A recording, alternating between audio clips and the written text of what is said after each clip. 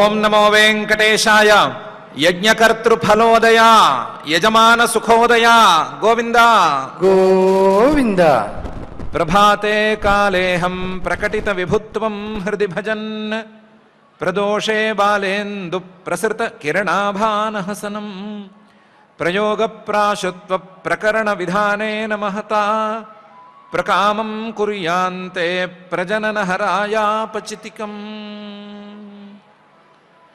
అని భూతభౌతిక ప్రపంచ నిర్మాత అఘటిత ఘటనాపటు మాయాధిష్ఠాత అయిన శ్రీనివాస పరమాత్ముని సర్వకాల సర్వావస్థలయందు పూజించాలి అని ప్రార్థించుకుంటూ శ్రీశుకుల వారు ఉపదేశం చేసిన శ్రీమద్భాగవతం యొక్క అధ్యయన కార్యక్రమాన్ని మనం ప్రారంభించుకుందాము. యథాప్రకారం ప్రార్థనా శ్లోకాలను చదువుకుని మంగళాచరణం చేసుకుందాం. ఓం నమో వెంకటేశాయ. శ్రీ గురు ప్రార్థనా. గురు బ్రహ్మా గురుర్విష్ణు గురుర్దేవో మహేశ్వరః గురుః సాక్షాత్ పరం బ్రహ్మ తస్మై శ్రీ గురవే నమః. శ్రీనివాస ప్రార్థనా. పూరితాశేషకామాయ హారిణే హేమమాలినే వారిజాతాదిపూజ్యాయ శ్రీనివాసాయ తే నమః. అథ సంకల్పః. శ్రీమదాదివరాహ క్షేత్రే విరాజమానస్య నిత్యశుద్ధబుద్ధముక్తస్వభావస్య లీలాగృహీతవిగ్రహస్య శ్రీపద్మావతీ జానేః అనుగ్రహేణ అస్మాకం సర్వేషాం బుద్ధిశుద్ధ్యర్థం విద్యాభివృద్ధ్యర్థం భక్తిజ్ఞానవైరాగ్యాది తదనుకూల సర్వసంపత్సమృద్ధ్యర్థం శ్రీపరమేశ్వర ప్రీత్యర్థం శ్రీమద్భాగవత పాఠం కరిష్యామహే. అస్య శ్రీమద్భాగవత స్తోత్ర మహామంత్రస్య నారద ఋషిః బృహతి ఛందః శ్రీకృష్ణః పరమాత్మా దేవత బ్రహ్మ బీజం భక్తిశక్తిః జ్ఞానవైరాగ్యే కీలకం అస్మాకం శ్రీమద్భగవత్ప్రసాదసిద్ధ్యర్థే ఆహే వినియోగః. ధ్యానం నారాయణేన పృథురూపధృతాభివృద్ధాం మిత్రాబ్జకాంతివిధుతాంధకరాభిరామాం ద్వీపాభిజన్మశుకసూతరవాతిరమ్యాం విశ్వంభరాం విశతభాగవతం విశాలాం. శ్రీ గురుభ్యో నమః. అంగమహారాజు గారు అశ్వమేధ యాగం ప్రారంభించారు. ప్రారంభించిన అశ్వమేధ యాగంలో ఆవిర్భాగాలను స్వీకరించడానికి దేవతలు రావలసి ఉండింది. కానీ ఆ దేవతలు రాలేదు. రాకపోవటంతో ఋత్విక్కులందరూ యజమాని దగ్గరికి వెళ్ళి ఆయనతో చెప్పారు, తమూచుర్విస్మితాస్తత్ర యజమానమథర్త్విజ హవీంషి హూయమానాని నతే గృహంతి దేవతాః అని చెప్పారు. అంగమహారాజు గారి దగ్గరికి బ్రహ్మవాదులు, పెద్ద పెద్ద మహర్షులు, మహానుభావులు, ఋత్విక్కులు వెళ్ళారు. వెళ్ళిన వాళ్ళు చెప్పారు. చెప్పేటప్పుడు మొహంలో ఆశ్చర్యం కొట్టొచ్చినట్టు కనిపించింది. విస్మితాః, అసలు ఇలాంటి యజ్ఞంలో దేవతలు రాకపోవటం అనేది కనీ విని ఎరగని వ్యవహారం వాళ్ళది.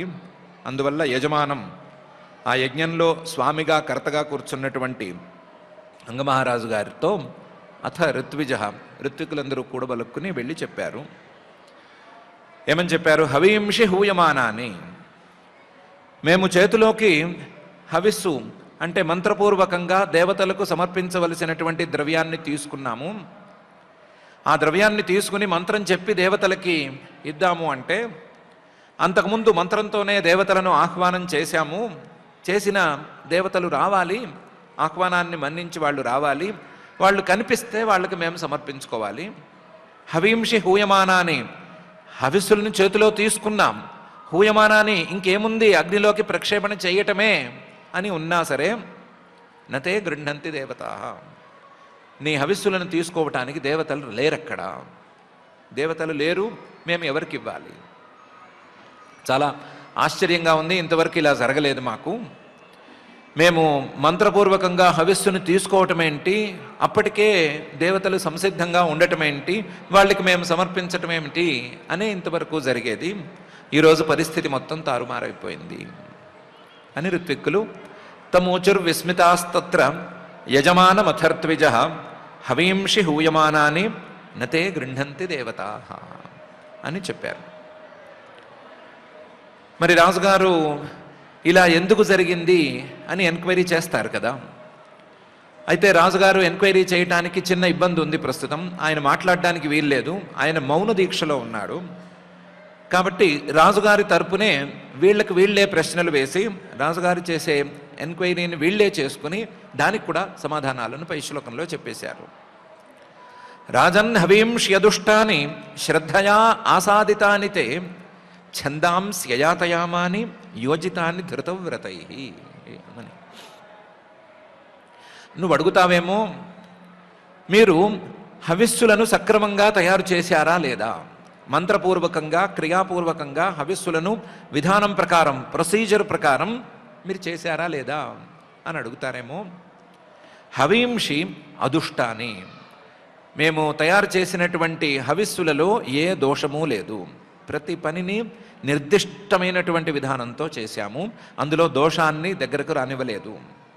రాజన్, నువ్వు యజ్ఞం చేస్తుంటే, నువ్వు లోకోపకారం కోసం యజ్ఞం చేస్తుంటే మేము హవిస్సులలో అశ్రద్ధ వహించము, తప్పులు చేయము. రాజన్ హవీంషి అదుష్టాని, ఒకవేళ హవిస్సులలో ఏ దోషమూ లేకపోయినా సరే ఆ హవిస్సులను శ్రద్ధగా గనక సమర్పించకపోతే, దేవతలు శ్రద్ధ లేకపోతే తీసుకోరు కాబట్టి దేవతలు రాలేదా అని నువ్వు అడగచ్చేమో. కాదు, శ్రద్ధయా ఆసాదితాని తే, ముందే చెప్పాం కదా, నీ యజ్ఞం ఇది, లోకక్షేమం కోసం నువ్వు చేస్తున్నటువంటి ఈ యజ్ఞంలో అశ్రద్ధకు తావులేదు. శ్రద్ధయా ఆసాదితాని, మేము శ్రద్ధగానే ఎక్కడెక్కడ పెట్టాలో అక్కడ పెట్టాము. నువ్వు అడుగుతావేమో, మీరు మంత్రాలను సరిగ్గా ఉచ్చరించారా లేదా అని, లేదా అసలు మీ మంత్రాలను ఉచ్చరించినటువంటి విధానంతో పాటుగా మీరు మంత్రాలను అధ్యయనం చేసిన విధానం సక్రమంగా ఉందా లేదా అని నువ్వు అడుగుతావేమో. మంత్రాలను గనక సరిగ్గా అధ్యయనం చేయకపోయినా, మంత్రాలను సరిగ్గా ఉచ్చరించకపోయినా సరే, మంత్రబలం లేకపోతే గనక హవిస్సులకు బలం రాదు, దేవతలు ఎంత చేసినా సరే దాన్ని స్వీకరించరు అని ఉంది. ఆ విషయంలో కూడా మేము నీకు గ్యారంటీ ఇస్తున్నాము.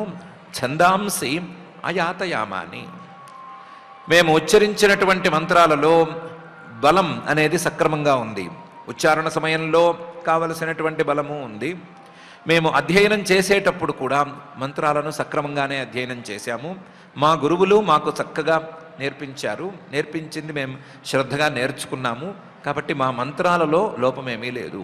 ఛందాంసి అయాతయామాని. నువ్వు అడగచ్చు, మీరు నియమాలను సక్రమంగా పాటించారా లేదా. నియమాలను పాటించకపోతే, అసలు జీవితంలో ఉండాల్సిన నియమాలు సవ్యంగా ఉండకపోయినా, యజ్ఞాల్లో పాటించవలసిన నియమాలను సరిగ్గా పాటించకపోయినా సరే దేవతలు ఆహుతులను స్వీకరించరు. అలాంటిది ఏమైనా పొరపాటు జరిగిందా అని నువ్వు అడగచ్చు. అలా కాదు, యోజితాని ధృతవ్రతై, జీవితమంతా కూడా నియమబద్ధంగా నడుపుతున్నాం మేము. అలా జీవితమంతా నియమబద్ధంగా నడుపుతూ యజ్ఞంలోకి వచ్చి యజ్ఞంలో ప్రత్యేకంగా ఉండే నియమాలను కూడా పాటిస్తున్నాము. పాటిస్తూ హవిస్సులను దేవతలకు సమర్పించబోయాము. అయినా సరే వాళ్ళు రాలేదు. యోజితాని ధృతవ్రతై, నీ ఋత్విక్కులలో ఎవరు నియమాలను పాటించలేనివారు లేదా పాటించని వారు లేరు. నీ ఋత్విక్కులలో ఎవరూ కూడా మంత్రాలను సరిగ్గా అధ్యయనం చేయని వారు, సరిగ్గా ఉచ్చరించని వారు లేరు. ప్రస్తుతం నీ యజ్ఞంలో ఉండేటువంటి హవిస్సులు శ్రద్ధగా పెట్టకపోవటం అనేది లేదు. నీ హవిస్సులలో దోషాలు కూడా ఏమీ లేవు. అయినా సరే దేవతలు రావటం లేదు. రాజన్ హవీంష్యదుష్టాని శ్రద్ధయా సాధితాని తే ఛందాంస్యయాతయామాని యోజితాని ధృతవ్రతై అని ఋత్విక్కులు చెప్పారు. పోనీ ఇవన్నీ కాదు, మీరేమైనా దేవతల పట్ల అవమానకరమైన రీతిలో ఏమైనా ప్రవర్తించారా? వాళ్ళని ఏమైనా హేళన చేస్తూ మాట్లాడుకున్నారా మీలో మీరు? అలాంటి హేళన చేసే చోట్లకు దేవతలు రారు. అలాంటి తప్పేమైనా జరిగిందా అని అడిగితే, ఒకవేళ దానికి కూడా సమాధానం చెప్తాము అని, న విదామేహ దేవానాం హేళనం వయం అణ్వపి ఎన్న గృహంతి భాగాన్ స్వాన్ ఏ దేవా కర్మసాక్షిణ అన్నాను. న విదామ, మాకు అసలు దేవతలను హేళన చేయటం అనేది తెలియనే తెలియదు. దేవతలను హేళన చేసేటువంటి చీప్ క్యారెక్టర్ కాదు మాది. అందులోనూ ఈ యజ్ఞంలో వాళ్ళని మంత్రపూర్వకంగా పిలిచి, వాళ్లను స్తుతి చేసి, వాళ్లకు హవిస్సులను సమర్పించి, వాళ్ళ ద్వారా సత్ఫలితాలను పొందవలసిన స్థితిలో ఉన్నటువంటి మేము ఈ యజ్ఞ భాగంలో వాళ్ళను పిలిచే సమయంలో అస్సలు హేళన చేయము. న విదామేహ దేవానాం హేళనం, అందులోనూ ఆ హేళనం వయం అణ్వపి న విదామ, కొంచెం లేశమాత్రం అణుమాత్రం కూడా మాకు దేవతలను హేళన చేయటం అనేది తెలియనే తెలియదు. ఎలా చేయాలి అనే సంగతే తెలియదు. దేవతల మీద పిచ్చి కార్టూన్లు లాంటివి రాసేవాళ్ళం కాము. వాటిని చూసి ఎంజాయ్ చేస్తూ చదివే జాతి కూడా కాదు మాది. అసలు న విదామేహ దేవానాం హేళనం వయం అణ్వపి ఎన్న గృహంతి భాగాన్ స్వాన్, దేవతలు ఇలా ఎందుకు చేస్తున్నారు, వాళ్ళ యొక్క భాగాలను వాళ్ళు ఎందుకు తీసుకోవటం లేదు, స్వీకరించడానికి వాళ్ళు ఎందుకు రావటం లేదు అని తెలియటం లేదు. ఏ దేవా కర్మసాక్షిణ, ఈ కర్మ జరుగుతుంటే కర్మలకు సాక్షులుగా వచ్చి తమంతట తామే కూర్చోవలసినటువంటి దేవతలు మేము మంత్రపూర్వకంగా ఆహ్వానం పలికినా ఎందుకు రావటం లేదు, మీకోసం హవిర్భాగాలను సిద్ధం చేశామయ్యా అని చెప్పినా ఎందుకు రావటం లేదు అని కొంచెం కూడా తెలియటం లేదు అని ఋత్విక్కులు అన్నారు. న విదామేహ దేవానాం హేళనం వయం అణ్వపి ఎన్న గృహంతి భాగాన్ స్వాన్ ఏ దేవా కర్మసాక్షిణ అని. దాంతో రాజుగారికి అసలు పాలుపోలేదు. ఆయనైతే కాస్త ఎంక్వైరీ చేసి ఇందులో అక్కడ తప్పుందా ఇక్కడ తప్పుందా అని వెతికి ఉండేవాడు. కానీ వచ్చిన ఋత్విక్కులు ముందుగానే అసలు ఏ తప్పు ఎక్కడా జరగలేదు అని చెప్పేశారు. దాంతో ఏం చేయాలో పాలుపోక ఆయన తన మౌన దీక్షను విడవవలసి వచ్చింది అని పై శ్లోకాలలో మహర్షి గారు చెప్తున్నారు. మైత్రేయ ఉవాచ అంగో ద్విజవచ శ్రుత్వా యజమాన సుదుర్మనాః తత్ ప్రష్టుం వ్యసృజద్వాచం సదస్యాంస్తదనుజ్ఞయా అని. అంగమహారాజు గారు ద్విజవచ శ్రుత్వా, ఈ ఋత్విక్కుల యొక్క మాటలను విన్నారు. విని యజమాన, ఆయనేమో యజమాన స్థానంలో అంటే యజ్ఞం చేసేటువంటి కర్త అనే స్థానంలో కూర్చుని ఉన్నాడు. పాపం ఆయన మీదే మొత్తం బాధ్యతంగా ఉంది. యజ్ఞం తాలూకు పూర్తి రెస్పాన్సిబిలిటీ ఆయన మీదే ఉంది. ఇలాంటి చోట యజ్ఞంలో ప్రధానమైన భాగం దేవతలు వచ్చి హవిర్భాగాలను తీసుకోవటం అనేది జరగకపోయేసరికి సుదుర్మనాహ, ఆయన మనసంతా కలిచివేసినట్లయింది. పైగా వీళ్ళు కారణాలేవి మా తరపు నుంచి లేవు అని చెప్పేసేసరికి ఇంకా బాధపడ్డాడు ఆయన. బాధపడి పైన ఏమైనా ఒక మాట మాట్లాడాలన్నా, ఒక ప్రశ్న వేయాలన్నా ఈ మౌన దీక్ష కూడా విడవలసి వస్తోంది. అసలే యజ్ఞం సవ్యంగా సాగట్లేదు అంటే అందులో యజమానినైనటువంటి నేనే దీక్షా నియమాలను ఉల్లంఘించవలసి వస్తోందే అని బాధపడుతూనే తత్ ప్రష్టుం, అసలు ఇలా ఎందుకు జరిగింది అని అడగటానికి తదనుజ్ఞయ, వచ్చినటువంటి ఋత్విక్కులని అయ్యా నేను మౌన దీక్షను విరమించుకోవచ్చా అని అనుజ్ఞ అడిగాడు. ముందు ఋత్విక్కులందరూ కలిసి అనుమతిస్తే ప్రస్తుతానికి అసలే కష్టాల్లో ఉన్నారు కాబట్టి పర్వాలేదు అనే పరిస్థితి వస్తుంది. కష్టంలోనూ ఉంది యజ్ఞము, అదే సమయంలో ఋత్విక్కులు కూడా ఆజ్ఞ ఇచ్చారు కాబట్టి దీక్షా నియమాలను ఉల్లంఘించిన పాపం పూర్తిగా అంటదు అనే ఉద్దేశంతో ముందు ఋత్విక్కులను అనుమతి అడిగాడు. వాళ్ళు అనుమతి ఇచ్చారు. అనుమతి ఇవ్వడంతో వ్యసృజద్వాచం సదస్యాన్, ఆ ఆ ఋత్విక్కులను ఉద్దేశించి మాట్లాడడానికి మౌన దీక్షను విడిచిపెట్టాడు. మౌన దీక్షను విడిచిపెట్టి ఋత్విక్కులని అడగసాగాడు. అంగోద్విజ వచ శ్రుత్వా యజమాన సుదుర్మనా తత్ ప్రష్టుం వ్యసృజద్వాచం సదస్యాంస్తదనుజ్ఞయ అని. ఏమడిగాడు ఆయన? ఒకటే ఒకటి అడిగాడు. నాగచ్చంత్యాహుతాదేవా నగృహంతి గ్రహానిహ సదసస్పతయో బ్రూత కిమవద్యం మయా కృతం అని ఒకే ఒక ప్రశ్న అడిగాడు. మీరందరూ గొప్పవాళ్ళు, యజ్ఞంలో ప్రతి పని చక్కగా సాగింది అని చెప్తున్నారు, మంత్రాలు అవన్నీ సక్రమంగా ఉన్నాయి అంటున్నారు, అన్నీ బాగున్నప్పుడు యజ్ఞంలో దేవతలు రాలేదు అంటే తప్పు ఎవరి మీదకి మళ్ళుతుంది అంటే నా మీదకే మళ్ళుతుంది, నాలోనే ఏదో లోపం ఉంది అని అర్థం వస్తుంది. సో నాగచ్చంతి ఆహుతా దేవాహ, మీరు ఇంత చక్కగా చేస్తున్నా సరే మీ మాటలను నేను విశ్వసించవచ్చు, ఎందుకంటే మీరు సత్యవాదులు కాబట్టి మీరు ఇంత చక్కగా చేస్తున్నా సరే నాగచ్చంతి ఆహుతా దేవాహ, పిలిస్తే దేవతలు మంత్రపూర్వకంగా పిలిస్తే రావటం లేదు, వచ్చి వాళ్ళు తీసుకోవలసినటువంటి న గృహంతి గ్రహానిహ, ఆ గ్రహాలను తీసుకోవటం లేదు. గ్రహాలు అంటే చెక్కతో చేసినటువంటి చిన్న చిన్న పాత్రలు. ఆ చిన్న చిన్న పాత్రల్లో సోమలత అనే ఒక తీగ తాలూకు రసాన్ని పిండి, దానికి పిండటానికి 3 రోజుల ప్రాసెస్ ఉంటుంది. ఆ ప్రాసెస్ చేసి దాన్ని సోమరసాన్ని పిండి ఈ గ్రహాల్లో, ఈ చెక్క పాత్రల్లో ఉంచి నిర్దిష్టమైనటువంటి స్థానాల్లో వాటిని ఉంచి వాటిని పూజించి సరి అయిన సమయంలో ఆ సోమాన్ని ఆ గ్రహంతో ఆ దేవతకు సమర్పిస్తారు. ప్రొసీజర్ సవ్యంగా ఉండి ఆ గ్రహం రావలసిన వేళకే, అంటే ఏ గ్రహం తర్వాత ఏ గ్రహం తీసుకోవాలి, ఏ గ్రహం తర్వాత ఏ గ్రహాన్ని హోమం చేయాలి అనే నియమాలు ఉన్నాయి. ఆ నియమాల ప్రకారం వరుసగా హోమాలవన్నీ చేస్తే దేవతలు దాన్ని స్వీకరిస్తారు. ఇక్కడ అన్నీ సవ్యంగా సాగుతున్నా సరే న గృహంతి గ్రహానిహ, సోమం అంటే చాలా ఇష్టంగా వచ్చేటువంటి దేవతలు ఎవరు రావటం లేదు, వచ్చి సోమాలని తీసుకోవటం లేదు. సదసస్పతయో బ్రూత, ఇప్పుడు ఇందులో దోషాలు ఏమేమి ఉండవచ్చు అని మీరే చెప్పారు, ఆ దోషాలేవి ప్రస్తుతానికి లేవు అని కూడా మీరే చెప్పారు. కాబట్టి దోషం చివరికి నానెత్తి మీదే ఉన్నట్లయింది. మీరే ఈ యజ్ఞ సభకి పతులు, ఈ యజ్ఞంలో జరిగేటువంటి గుణదోషాలను నిర్ణయించవలసిన వారు మీరే. కాబట్టి ఓ ఋత్వికుల్లారా, ఓ సదస్యుల్లారా, కిం అవద్యం మయా కృతం, నేనేం తప్పు చేశాను, నేనేం తప్పు చేస్తే నా మీద కోపంతో దేవతలు రావటం లేదు, నేను తప్పు చేశాననే భావనతో వాళ్ళు రాకపోతే నేనేం తప్పు చేశాను బ్రూత, మీరే చెప్పండి, దాన్ని నేను రెక్టిఫై చేసుకుంటాను అని అన్నాడు. నాగచ్చంత్యాహుతా దేవాః న గృహంతి గ్రహానిహ సదసస్పతయో బ్రూత కిమవద్యం మయా కృతం అని అడిగాడు. వాళ్ళు సదస్యులకు కూడా గొంతులో పచ్చి వెలక్కాయ పడింది. ఎక్కడా లోపం లేదు, అన్నీ సవ్యంగానే సాగుతున్నాయి.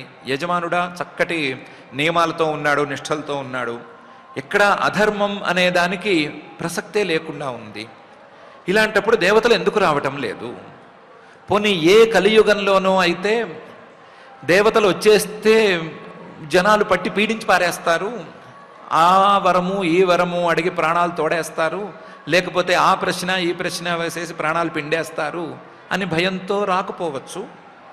ఇదేమో సత్యకాలపు యజ్ఞము, దేవతలు వస్తే వాళ్ళతో ఎలా మర్యాదగా మెలగాలో ప్రోటోకాల్ తెలిసిన వాళ్ళందరూ, కాబట్టి ఆ భయము దేవతలకు లేదు, ఏ భయము లేదు. అందరూ సవ్యంగా చేస్తున్నప్పుడు ఈ యజ్ఞంలో దేవతలు ఎందుకు రావటం లేదు అని వాళ్ళు తరచి తరచి తరచి చూశారు. అందులో ఇప్పుడు యజమాని నెత్తి మీద ఉండేటువంటి బాధ్యతను కాస్త ఈ యజమానుడు ఈ సదస్యుల మీదకి నెట్టేశాడు. మీరే తేల్చి చెప్పండి అని.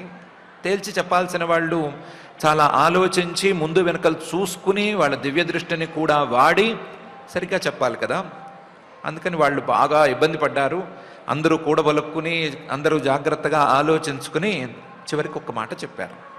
సదసస్పతయః ఊచుః నరదేవ భవతో నాగం నరదేవేహ భవతః నాగం తావత్ మనాకృతం అస్త్యేకం ప్రాక్తనమఘం యది హే దృక్ త్వం ప్రజః. అని ఒకే ఒక హేతు బహుశా ఉండవచ్చు అని చెప్పారు. నరదేవ, మానవులకు దేవుడు లాంటి వాడివి నువ్వు. మానవుడికి దేవుడిగా ఎలా ఉన్నావు అంటే నీ ప్రజలందరికీ కూడా నీ ధర్మానుష్ఠానంతో ఆదర్శుడుగా నువ్వు నిలుస్తున్నావు. కాబట్టి ఈ జన్మలో కానీ నీ రాజ్య పాలనలో కానీ ఎక్కడైనా సరే భవతః నాఘం తావత్ మనాకృతం, ఒక చిన్న పాపాన్నైనా మేము వెతికినా సరే చూడలేకపోతున్నాము. నీ రాజ్య పాలనలో కానీ నీ దైనందిన జీవితంలో కానీ లేదా నీ యజ్ఞానుష్ఠానంలో కానీ ఎక్కడా సరే చిన్న పాపం కూడా మా కంటికి కనిపించటం లేదు. ఎంత వెతికి చూసినా సరే, ఎంత రంధ్రాన్వేషణ చేసి చేసి చూసినా సరే, ఎంత స్టింగ్ ఆపరేషన్స్ చేద్దామని అనుకున్నా సరే నీలో పాపం కనిపించటం లేదు. నరదేవ, ఇహ భవతః నాఘం తావత్ మనాకృతం. కాకపోతే ఒకవేళ చెప్పవలసి వస్తే ఏ లోపాలు లేకుండా ఉండేటువంటి నీలో ఒక చిన్న లోపం ఉన్నట్లు కనిపిస్తోంది. అదేంటంటే నీకు సంతానం లేదు. త్వం అప్రజః, నీకు సంతానం లేదు. సంతానం లేదు అంటే ఏమైనా కారణం వెతికితే రకరకాల కారణాలు ఉండవచ్చు. సంతానం లేకపోవటానికి ఎన్నెన్నో కారణాలు ఉంటాయి. అందులో ఒక కారణం అస్త్యేకం ప్రాక్తనమఘం యది. ఒకవేళ గత జన్మలో ఏమైనా చిన్నపాటి పాపం చేసుండొచ్చు నువ్వు. ఆ పాపానికి ప్రతిఫలంగా నీకు ఈ జన్మలో సంతానం లేకుండా ఉండవచ్చు. యది ఉంటే అలా ఉండొచ్చు. పాపపుణ్యాలను బేరీజు వేయగలిగినంత స్థాయిలో మేము లేము, కానీ ఇలా జరిగితే జరగచ్చు. ఒకవేళ నీలో ఏమైనా లోపం చూడాలి అంటే నీకు సంతానం లేదు అనే ఒకే ఒక లోపం చూడాలి. ఆ లోపానికి కారణంగా కూడా ఏదైనా వెతికి పట్టుకోవాలి, అది తప్పుగా ఉండాలి అని అంటే నువ్వేమైనా గత జన్మలో పాపం చేశావేమో అని అనుకోవాలి. ఈ జన్మలో మాత్రం నీలో ఏ పాపమో మాకు కనిపించడం లేదు అని చెప్పారు. అస్త్యేకం ప్రాక్తనమఘం యత్ ఇహ ఈదృక్ త్వం అప్రజః. అన్నీ సవ్యంగా ఉన్నా నీకు సంతానం కలగటం లేదంటే పాపం ఏమైనా గత జన్మలో ఉందేమో అని అనిపిస్తోంది. కాబట్టి పాపం ఏమైనా ఉంటే గత జన్మదే, దానివల్లనే నీకు సంతానం లేదేమో. లేకపోవటం వలనే ఇలాంటి సంతానం లేనివాడు యజ్ఞం చేస్తే మేము ఎందుకు రావాలని అనుకున్నారో ఏమో దేవతలు రావటం లేదు. యజ్ఞానికి సంతానానికి సంబంధం ఏముంది అనే ప్రశ్న తేలేది కాదు అని మాకు కూడా తెలుసు. లెక్క ప్రకారం అయితే ఆధానం చేయాలి అంటేనే జాతపుత్ర కృష్ణకేశ అగ్నినాదధీత అనే విధి ఉంది. అంటే పిల్లలు కలిగిన తర్వాత, అంటే సంతానం కలిగిన తర్వాత జుట్టు నల్లగా ఉండగానే తెల్లబడకుండానే ఆధానం చేసేయాలి. చిన్న వయసులోనే అగ్నియాధానం చేయాలి. అగ్నియాధానం చేసిన దగ్గర నుంచి యజ్ఞాలను చేసుకుంటూ వెళ్ళాలి. ప్రతి సంవత్సరము యజ్ఞాలు చేయాలి అని విధి చెప్తోంది. కానీ ఆ విధి కూడా ప్రత్యేకించి సంతానం కలిగితేనే అనే మాట అనటం లేదు. సుమారుగా సంతానం కలగవలసినటువంటి వయస్సులో అని చెప్పి ఊరుకుంటోంది. అంతే తప్ప ఆ విధి కూడా నొక్కి చెప్పదు. సంతానం కలిగితేనే యజ్ఞాలు చేయాలి అని చెప్పటం లేదు. ఆ విధే చెప్పనప్పుడు అసలు సంతానం కలగకపోతే ఈ దేవతలు ఎందుకు రాలేదు అనే ప్రశ్నకు సమాధానం చెప్పటం చాలా కష్టం. ఇప్పుడు ఉన్న వాటిల్లో మేము వెతగ్గా ఇది కావచ్చు అని మాత్రమే మాకు అనిపిస్తోంది అని సదస్యులు తేల్చి చెప్పారు. నరదేవేహ భవతో నాగం తావత్ మనాకృతం అస్త్యేకం ప్రాక్తనమఘం యది హేదృత్వమప్రజః అని. సరే, ఇప్పుడు ప్రాబ్లం సరే, సొల్యూషన్ ఏంటి అంటే దానికి చెప్పారు పాసిబుల్ సొల్యూషన్ అనేది ఒకటే కనిపిస్తోంది. ఇంకా వేరే ఏమీ చేయలేము, ఎందుకంటే ఇంతకు మించి వెతకలేము, ఇంతకు మించి నిర్ణయించే సామర్థ్యం మాకు కూడా లేదు. కాబట్టి ఒకవేళ ఇదే లోపమైతే గనక దీన్ని రెక్టిఫై చేసుకోవటానికి ఏమైనా ప్రయత్నం చేస్తే చేసుకో. తథా సాధయ భద్రంతే ఆత్మానం సుప్రజం నృప ఇష్టస్తే పుత్రకామస్య పుత్రం దాస్యతి యజ్ఞభుక్ అని చెప్పారు. తథా సాధయ, నువ్వు ఎలాగోలాగా సంతానాన్ని సాధించుకో. భద్రంతే, నీకు మంచిది కలుగ్గాక. ఆత్మానం సుప్రజం సాధయ, నిన్ను నీవు సంతానవంతుడుగా మార్చుకో, అంటే నీకు సంతానం కలిగేటట్లుగా నువ్వు సాధించుకో. నృప, రాజ్యంలో ఉండే ప్రజలందరినీ పిల్లల్లాగా కాపాడుతున్నావు కాబట్టి నీకు వేరే సంతానం అక్కర్లేదు, కానీ ఇప్పుడు అంతకు మించి మాకు తోచడం లేదు, కాబట్టి నీకు సంతానం కలిగేటట్లుగా ఏమైనా చూసుకో. దానికి ఏం చేయాలి అంటే నువ్వు మళ్ళీ సంతానం కోసం యజ్ఞ రూపంలో శ్రీహరిని ఆరాధించవలసిందే. యజ్ఞ రూపంలో శ్రీహరిని సంతానం కోసం ఆరాధిస్తే, ఇష్టస్తే, నువ్వు గనక యజ్ఞ రూపంలో ఆయన్ని ఆరాధిస్తే పుత్రకామస్య, నువ్వు పుత్రుణ్ణి కోరుకుంటున్నావు, సంతానం కావాలని కోరుకుంటున్నావు అని ఆయనకి తెలిస్తే పుత్రం దాస్యతి, నీకు కావలసిన సంతానాన్ని ఆయన ఇస్తాడు. నీకు కావలసిన సంతానం అంటే ఒట్టి మామూలు సంతానం కాదు, నీ తర్వాత రాజ్యాన్ని అందుకోవటానికి వీలుగా పుత్ర సంతానం కావాలి కాబట్టి పుత్రం దాస్యతి, నీకు అలాంటి సంతానాన్ని ఆయన ప్రసాదిస్తాడు. ఎందుకు ప్రసాదిస్తాడు అంటే యజ్ఞభుక్, యజ్ఞస్వరూపంలో ఆయనే ఉన్నాడు, యజ్ఞంలో హవిస్సులను ఆయనే స్వీకరిస్తాడు, యజ్ఞ ఫలితాలను కూడా ఆయనే ఇస్తాడు కాబట్టి ఆ యజ్ఞభుక్ హరి ఇష్టస్తే దాస్యతి పుత్రం అని ఋత్విక్కులు చెప్పారు. తథా సాధయ భద్రంతే ఆత్మానం సుప్రజం నృప ఇష్టస్తే పుత్రకామస్య పుత్రం దాస్యతి యజ్ఞభుక్ అని.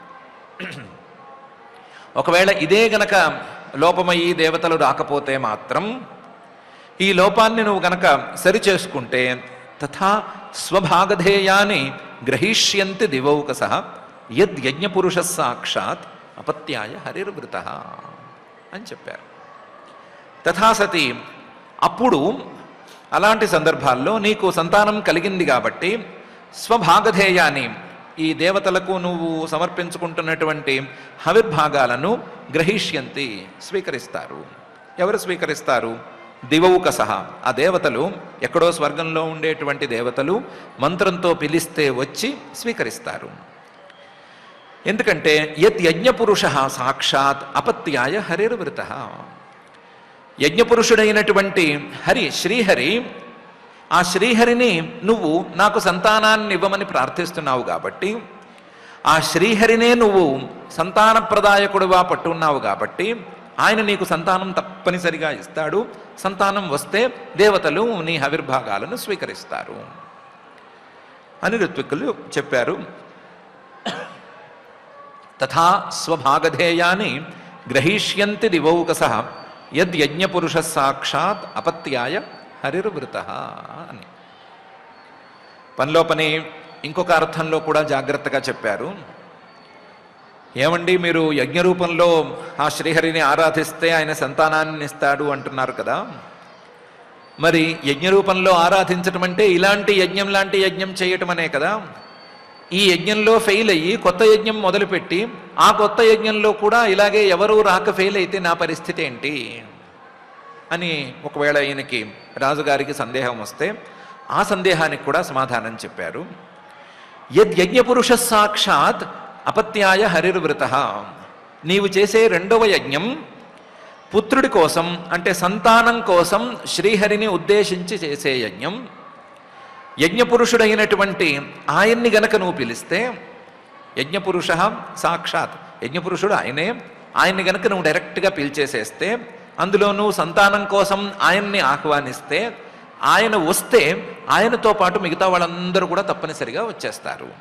ఒకసారి ఆయన రావటం అనేది జరిగితే ఆయన వెంట మిగతా దేవతలందరూ ఎలా ఉన్నా వచ్చేస్తారు. అప్పుడు వాళ్ళు నియమాలను చూడరు.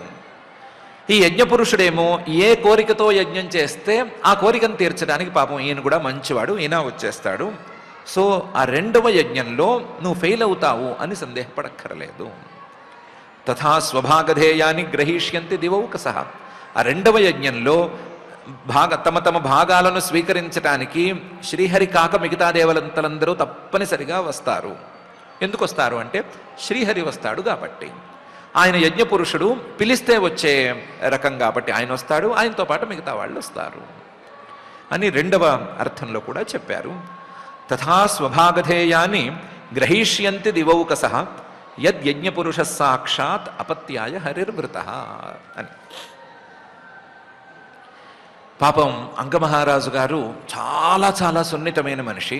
చాలా గొప్ప మనిషి ఆయన, సామాన్యుడు కాడు. అలాంటి వాడు కూడా కొంచెం బాధపడ్డాడు. ఏమని? ఏదో ఒక కోరికతో ఆయన్ని పిలవటం ఏంటండి? సంతానం కావాలి అనో ఇంకోటనో ఒక కోరికతో ఆయన్ని పిలవటం ఏంటి? అది తప్పు కదా. ఏదో ఒక కోరికతో ఆయనతో బేరం ఆడినట్టు ఎందుకు ఆడాలి మనము? కామ్యకర్మలు ఉంటాయి, కానీ ఆ కామ్యకర్మలు మనం ఎందుకు చేయాలి అని కొంచెం బాధపడ్డాడు. బాధపడితే ఋత్విక్కులే ఓదార్చారు. ఎందుకు ఓదార్చారు అంటే, నీ యజ్ఞం ఒకటి ఎటు కాకుండా ఆగిపోయింది. ఆ ఎటు కాకుండా ఆగిపోయిన యజ్ఞాన్ని రెస్టోర్ చేయాలి అంటే మనం ఏదో ఒక డిసిషన్ తీసుకోవాల్సిందే. దానికి ఇలా ఇది కామ్యం కదా, ఈ తుచ్చమైనటువంటి కామన కోసం శ్రీహరిని మనం ఆశ్రయించవచ్చా అనే ఆలోచనలు చేస్తూ కూర్చుంటే సరిపోదు. తాంస్తాన్ కామాన్ హరిర్దద్యాత్ యాన్యాన్ కామయతే జన ఆరాధితో యథైవైష తథా పుంసాం ఫలోదయ అనే మనం అర్థం తీసుకోవాలి అని చెప్పారు. ఆ శ్రీహరి అడిగేవాడు తక్కువ రకాన్ని అడుగుతున్నాడు, తక్కువగా వేడుకుంటున్నాడు, అక్కర్లేని ఫలితాన్ని వేడుకుంటున్నాడు అని అనుకోడు పాపం. తాంస్తాన్ కామాన్ హరిర్దద్యాత్ యాన్యాన్ కామయతే జన. జనాలు తనను ఆరాధించేటువంటి జనాలు ఏ రకమైన కోరికలు కోరుకున్నా సరే అవి పై స్థాయిలో ఉన్నాయా కింద స్థాయిలో ఉన్నాయా అని పట్టించుకోడు ఆయన. నన్ను కోరారు, వీళ్ళకి ఈ ఫలితాలను ఇద్దాము, దానితో పాటుగా వాళ్ళని కొంచెం ఎలివేట్ చేసే అవకాశం ఏమైనా ఉంటే ఎలివేట్ చేద్దాము అని ఆయన చూస్తాడు. ఆరాధితో యథైవైష, తనను ఆరాధించిన వాళ్ళు ఏ భావనతో ఆరాధిస్తే తథా పుంసాం ఫలోదయ, ఆ భావనకు తగ్గట్లుగానే వాళ్లకు ఫలోదయం ఫలితం కలిగేటట్లుగా ఆయన అనుగ్రహిస్తాడు. ఆయనకుండేటువంటి అపారమైన అనుగ్రహ శక్తి ముందు, నిర్వ్యాజమైన అనుగ్రహ శక్తి ముందు ఎక్కువ తక్కువ అనే మాట లేదు. కాబట్టి ఈ యజ్ఞాన్ని రక్షించుకోవటం కోసం నువ్వు ఇలాంటి పని చేయవలసిందే, తప్పదు అని సదస్యులు సలహా ఇచ్చారు. వాళ్ళకి కూడా ఇంతకు మించి పాసిబుల్ సొల్యూషన్ అనేది లేకపోయింది. తాంస్తాన్ కామాన్ హవిర్దద్యాత్ యాన్యాన్ కామయతే జన ఆరాధితో యథైవైష తథా పుంసాం ఫలోదయ అని చెప్పి బాధపడుతున్నటువంటి అంగమహారాజు గారిని ఓదార్చారు.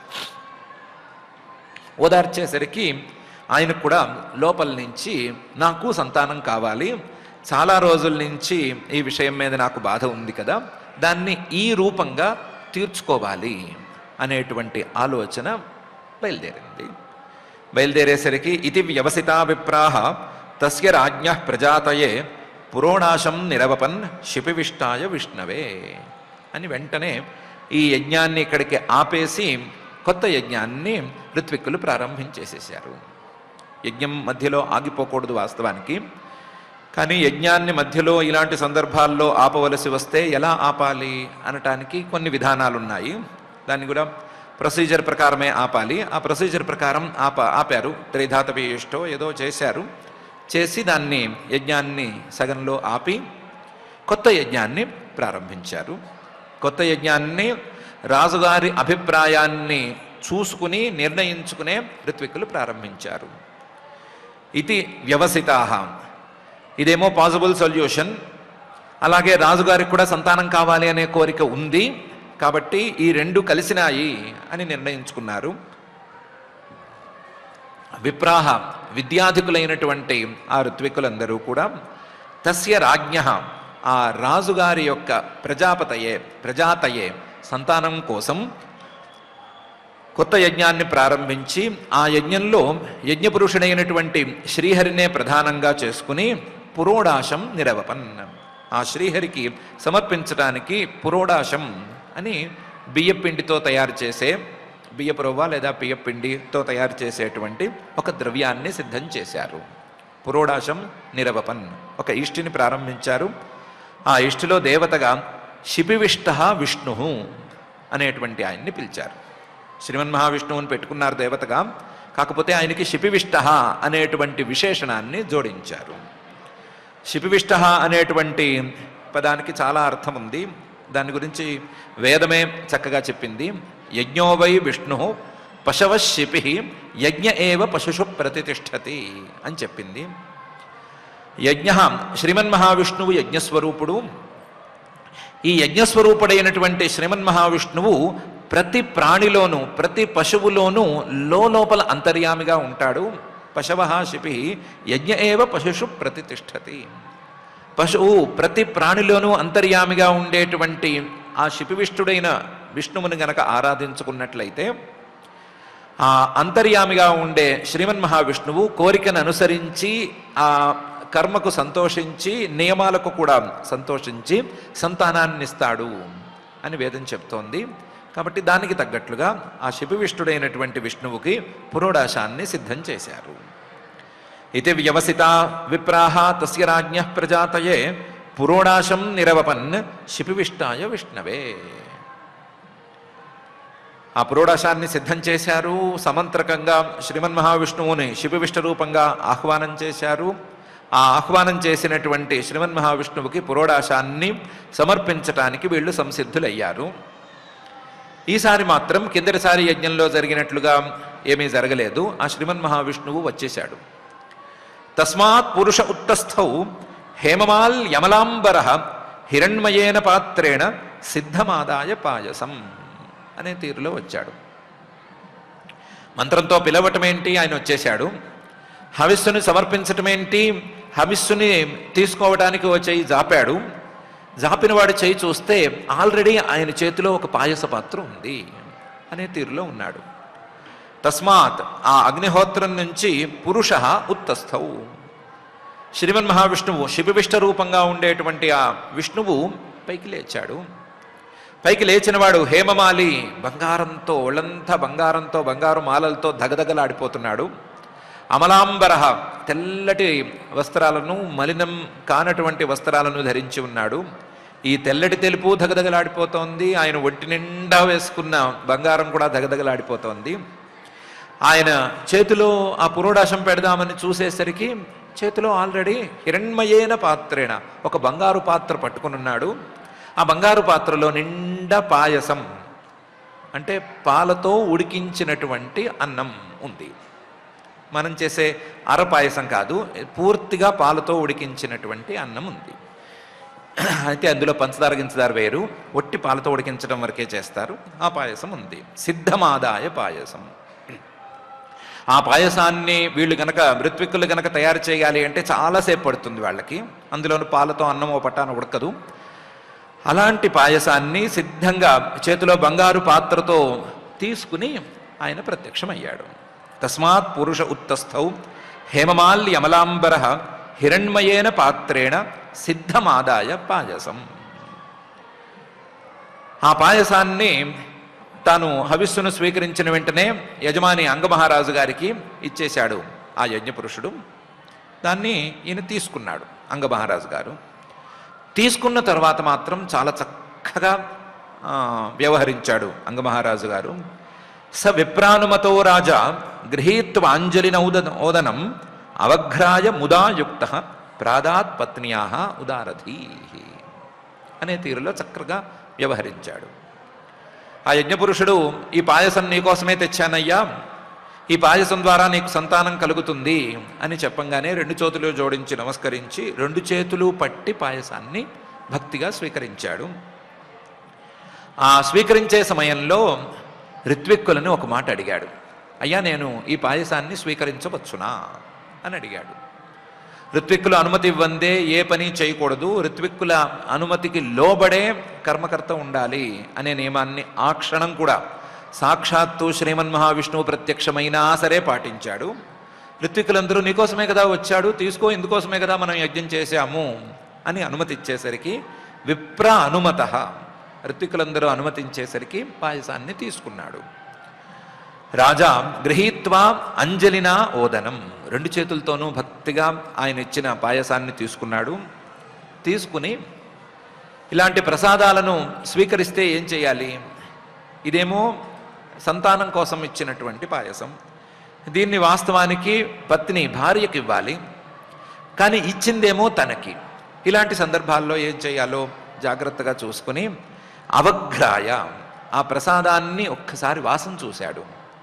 ప్రసాదాన్ని కళ్ళకద్దుకున్నా దాని వాసన చూసినా సరే ప్రసాద స్వీకరణ చేసినటువంటి ఫలితం దక్కుతుంది. కాబట్టి ఆ ధర్మ సూక్ష్మం తెలుసుకుని అవగ్రాయ కళ్ళతో దానికి నమస్కారం పెట్టుకుని ఒకసారి దాని వాసన చూసి దీన్ని తినటానికి వీలు లేదు కదా, తింటే ఈయన కడుపు వచ్చే ప్రమాదం ఉంది కాబట్టి ఆ పని మాత్రం చేయకుండా యుక్త ముదాయుక్త సంతోషంగా ప్రాదాత్ పత్న్యా ఉదారధీ. చాలా విశాలమైన ఆలోచన ఉండేటువంటి అంగమహారాజు గారు తన పత్ని సునీత అనే ఆవిడికి ఇచ్చేశాడు. స విప్రానుమతో రాజా గృహీత్వాంజలి నౌదనం అవఘ్రాయ ముదాయుక్త ప్రాదాత్ పత్న్యా ఉదారధీ అనే తీరులో చక్కగా వ్యవహరించాడు. సా తత్పుంసువనం రాజ్ఞీ ప్రాశ్యవై పత్యురాదధే గర్భంకాల ఉపావృత్తే కుమారం సుషువే అప్రజ అనే తీరులో వీళ్ళకి సంతానం కూడా కలిగింది. ఆ సునీత అనే ఆవిడ అప్రజ, ఇంతవరకు సంతానం లేకుండా ఉంది. కానీ పుంసువనం అంటే పుత్రుణ్ణే కలిగించేటువంటి ఈ యజ్ఞప్రసాదాన్ని ఆవిడ భర్తగారి చేతుల్లోంచి తీసుకుంది. ఆవిడికి ప్రసాదం ఇచ్చింది యజ్ఞపురుషుడు కాడు, యజ్ఞపురుషుడు రాజుగారికి ఇచ్చాడు, రాజుగారు భార్యకి ఇచ్చాడు.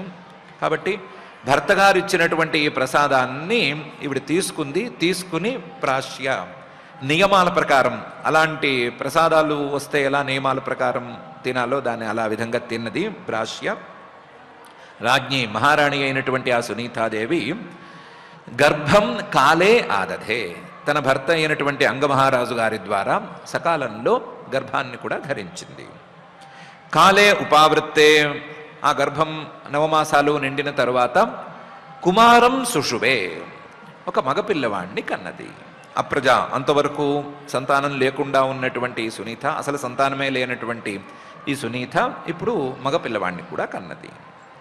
సా తత్పుంసువనం రాజ్ఞి ప్రాశ్యవై పత్యురాదధే గర్భం కాల ఉపావృత్తే కుమారం సుషువే అప్రజ అని మహర్షి గారు వేణుడి యొక్క ఉత్పత్తికి ముందు జరిగిన వృత్తాంతాన్ని చెప్తున్నారు.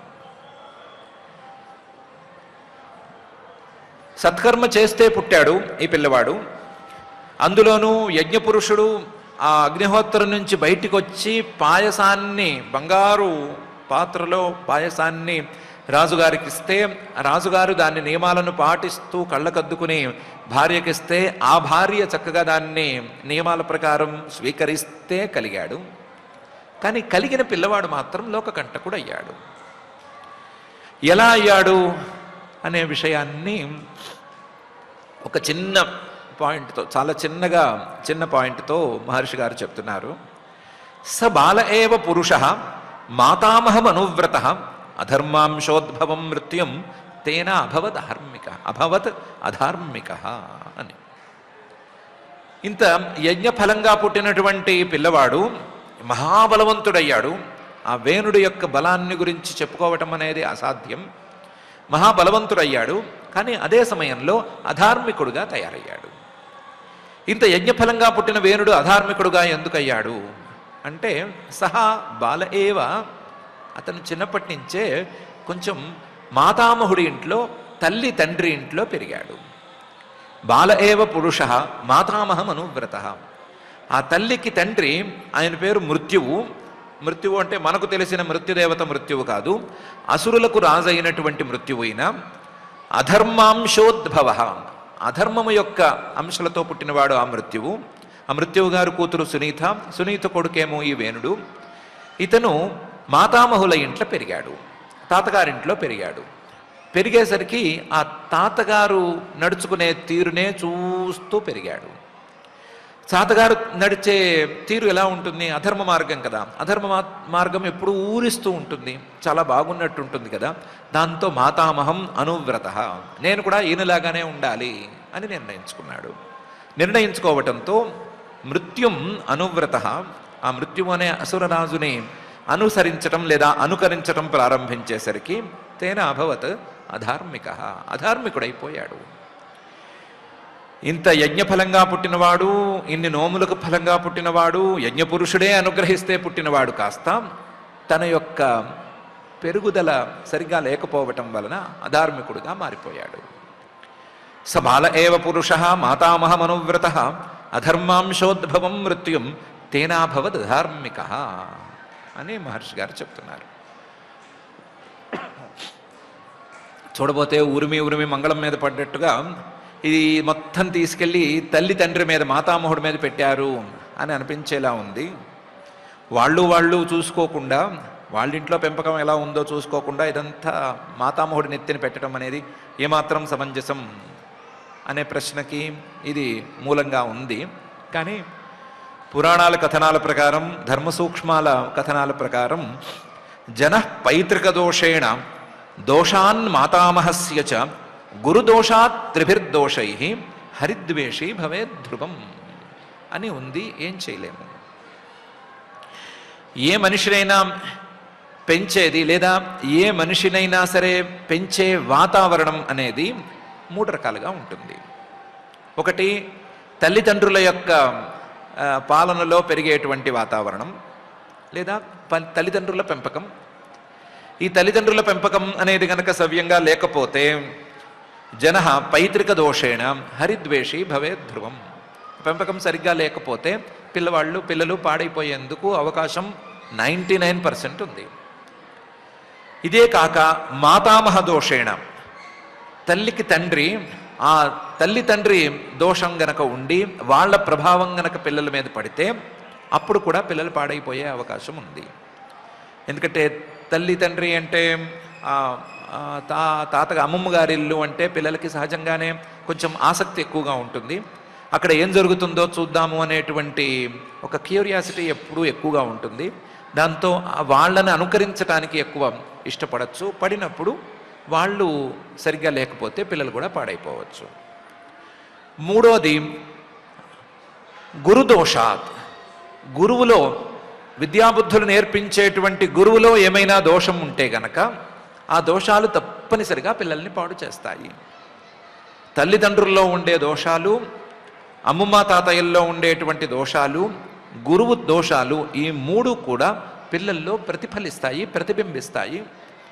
వీళ్ళు గనక హరిద్వేషాన్ని నూరిపోస్తే పిల్లలు దాన్ని చాలా చక్కగా గ్రహిస్తారు.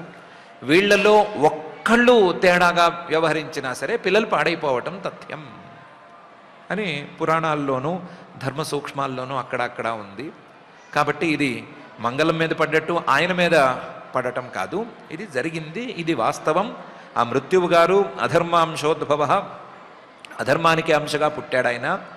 పుట్టిన వాడిని ఈ వేణుడు అనుకరించాలనుకున్నాడు. అనుకరించటంతో ఇతను కూడా అధార్మికుడు అయిపోయాడు అని మహర్షి గారు స బాల ఏవ పురుష మాతామహ మనువ్రత అధర్మాంశోద్భవం మృత్యుం తేనాభవత్ అధార్మిక అని చెప్తున్నారు.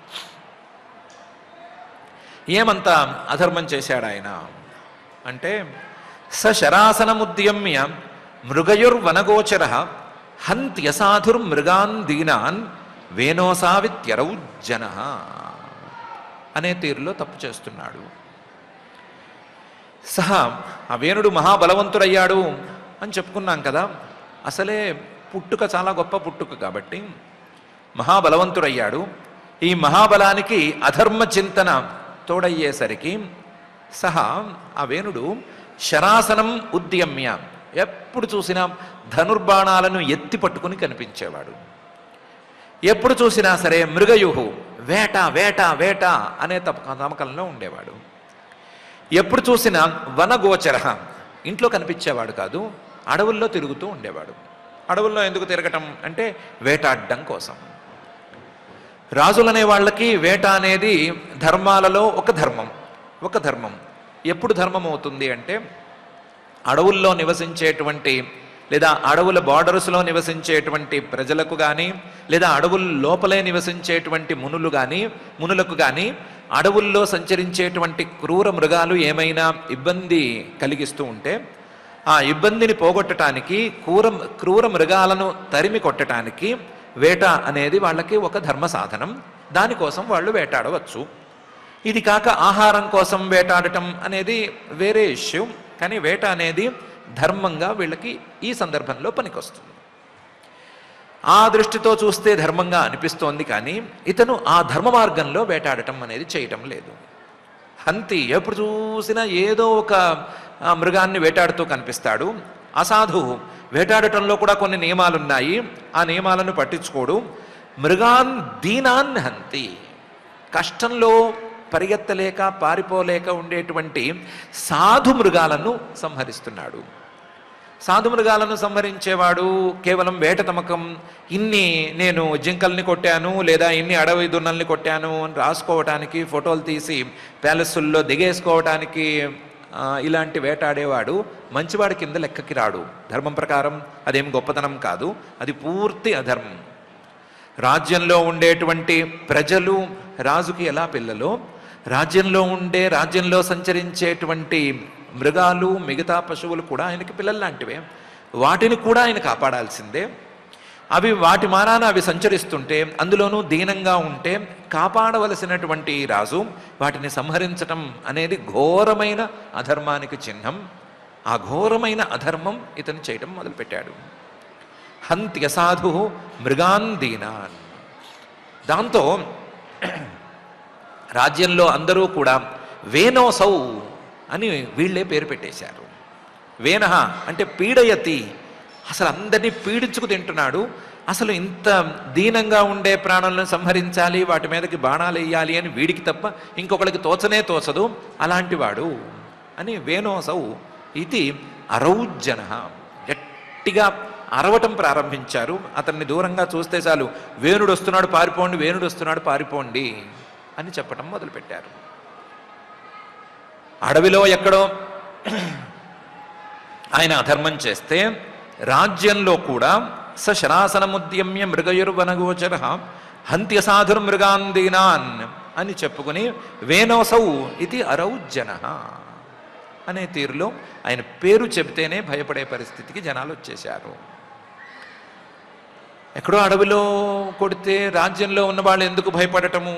ఇతనేదో ఎప్పుడూ వేటకి వెళుతూ ఉంటాడు, ఎప్పుడు చూసినా అడవిలోనే ఉంటూ ఉంటాడంటే మంచిదే కదా. దుర్మార్గుడు దుష్టుడు అన్నవాడు అడవుల్లో ఉంటే మన జనాల మధ్య ఉండకపోతే మరీ సంతోషమే కదా. అంటే అట్లా కాదు, చిన్నప్పటి నుంచి వీడు జనాల్లో ఉన్నా సరే చేయని అక్రమం లేదు అని ఆక్రీడే క్రీడతో బాలాన్ వయస్యాన్ అతిదారుణ ప్రసహ్య నిరనుక్రోశ పశుమారం అమారయత్ అని చిన్నపాటి ఇన్సిడెంట్ చెప్తున్నారు. ఎంత క్రూరాత్ముడు వీడు అని.